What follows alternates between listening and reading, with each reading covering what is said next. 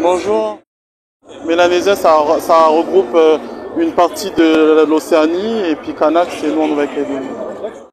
Avant tout, moi j'aimerais avoir une petite pensée pour toutes les familles qui sont endeuillées aujourd'hui, que ce soit du côté des gendarmes mais aussi du côté des militants Kanak, de nos jeunes qui sont morts, de nos frères et sœurs qui sont tombés.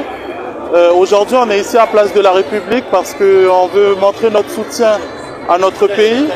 Nous, on est à 17 000 km de chez nous et on voit ça, on se sent impuissant quand on entend que l'État envoie l'armée chez nous contre ses propres concitoyens.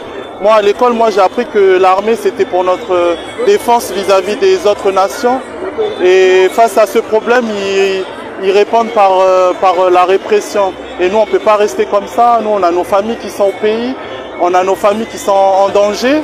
Et on se joint aujourd'hui au cortège de la Palestine parce que c'est le même combat. Il y a des familles qui sont en danger, il y a une population en danger. Et c'était important pour nous de venir aujourd'hui. Face à des petits jeunes que eux qualifient de délinquants, ils envoient l'armée. On ne comprend pas la proportionnalité des actes, ils se cachent sous l'état d'urgence. Là, on a vu il y a une journée ou 2 jours de ça, ils ont censuré TikTok. Mais malheureusement pour l'État, les VPN aujourd'hui existent et donc l'information continue à circuler.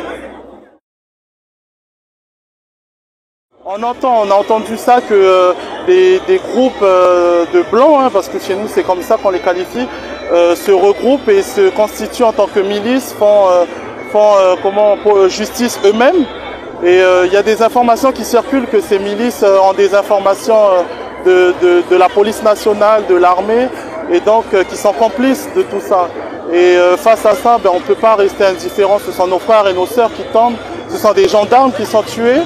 Et on peut pas, moi j'entends souvent dans les médias, on parle que des gendarmes. On ne peut pas faire la différence entre une vie gendarme et une vie Kanak. Une vie c'est une vie, et derrière toutes ces vies, il y a des familles, il y a des mamans qui souffrent, il y a des enfants qui souffrent.